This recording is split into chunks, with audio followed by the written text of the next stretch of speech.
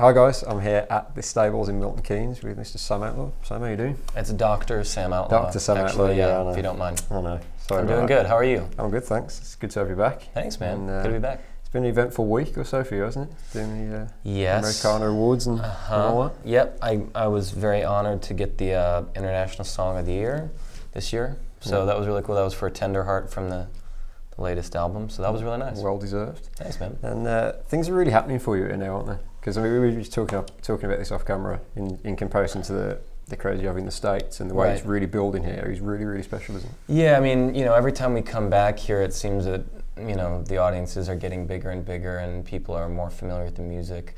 I mean, it really is a huge part, I think, thanks to the support of like Bob Harris and in London, Ricky Ross in Glasgow, and, these key people that are helping to, sort of break the songs over here, so.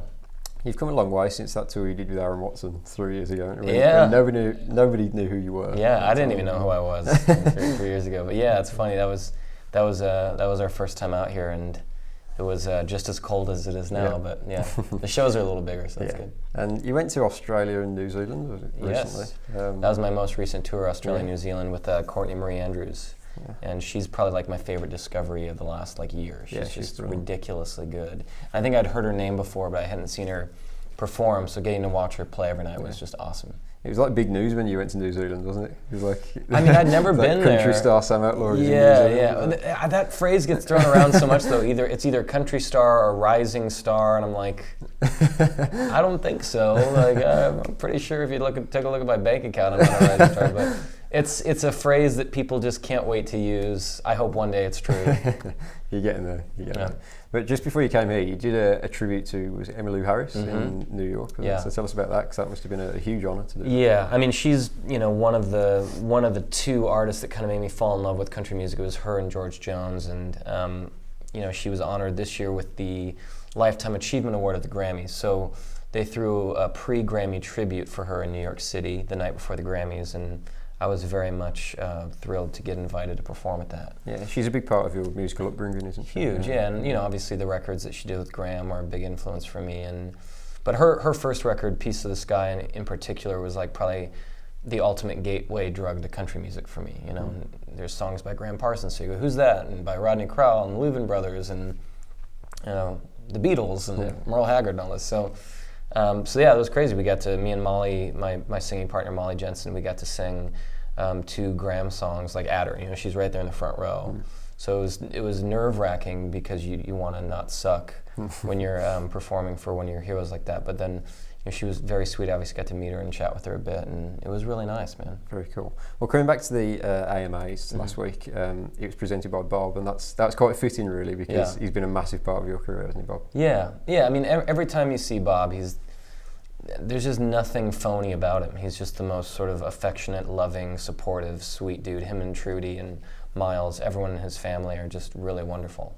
So the AMA thing out here, this was only, I think, their 3rd year doing it. And even compared to last year, the theater was so much more beautiful. It was a really smooth program. The performances were great.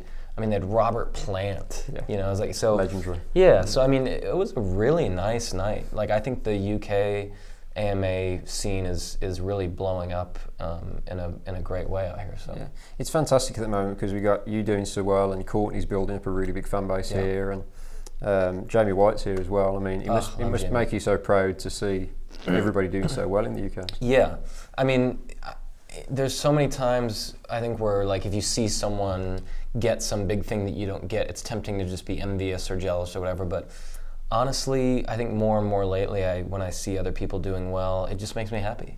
Because again, it's not a zero-sum game. You can have more than one person getting attention.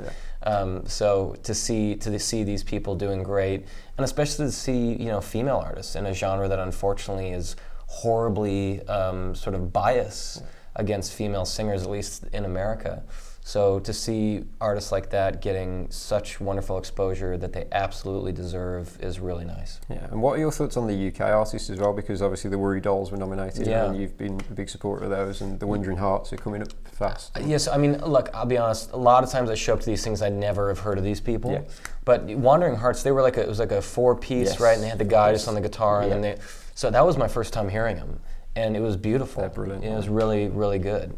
So, again, there's great stuff happening out here. So it's funny though, it's like who's influencing who though, because country music is obviously all based in English and Irish folk music as its root.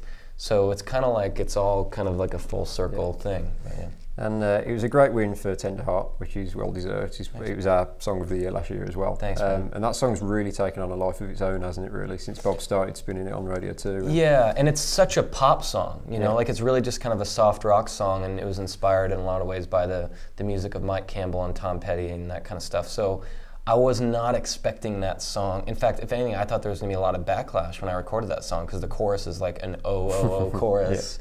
And in a lot of people in this genre, they need it to be these certain traditional things that check off all these boxes. And anyway, but you never know what people are going to be okay with. That's or not. Very, very cool. I couldn't work out whether you were more excited about that or meeting Patrick Stewart, to be honest. Oh, way more excited about meeting Patrick Stewart, yeah. Definitely. Winning an award is nice. But I mean, I recorded that song 2 years ago. I already like my own music. So it's nice if someone else likes it, but you can't let yourself be too influenced by how good people tell you you are. Yeah. But to get to meet my idol, I mean, I still watch Next Generation like every day. I mean, I'm kidding you. So that was a tremendous, I walked in and I saw him at the bar and I called my wife. I was like a weird little kid. I was so excited, and then I got to meet him, so it was really cool. Very, very cool. Well, music-wise, what's kind of coming next for you? Because when do you get to the stage where you're looking towards the next project? Usually when you're mixing the project before, yeah. I mean, that's the problem, is that usually when your record finally comes out, you've already kind of moved beyond it by a record or two in your mind, if not actually recorded the next record. So I go home and then I start on my new album in like a week from when I get home, and I'll record it and hopefully have it wrapped up at some point middle of March. Yes. And then I'm going to produce a record by this girl Michaela Ann, who's a Nashville singer. She's awesome. Yeah. And then after that, I don't know. We'll have to figure out when to put out the record. But I've got about 20 songs right now that I'm working with, so I'll have to start rehearsing it and figure out which 10 or 12 or whatever we want to focus on. So what's the plan for the rest of 2018 apart from making the new album? Lots of touring in the States? Lots of touring. I'm doing a little bit of touring in the US. I'm going to open some shows for one of my idols, John Prine. Yep. So that'll be really nice. I'm going to do a few shows with him. Like I said, going to be doing some producing, some other things I can't talk about, and then probably come back and do like another maybe full European tour in August. We'll be hitting a lot of festivals in like France and Holland and all these different places, and then we'll fill it in with some touring shows. So I don't know, man. I mean, I'm kind of just figuring it out as I go still. There's always a little bit of a plan, but it's not much of a runway. Yeah. Well, Sam, thank you for giving us a bit of your time. Oh, thanks for having me. Always appreciate it. Thanks a lot. We'll catch up with you next time. Cool. Thanks. Cheers. Awesome, mate.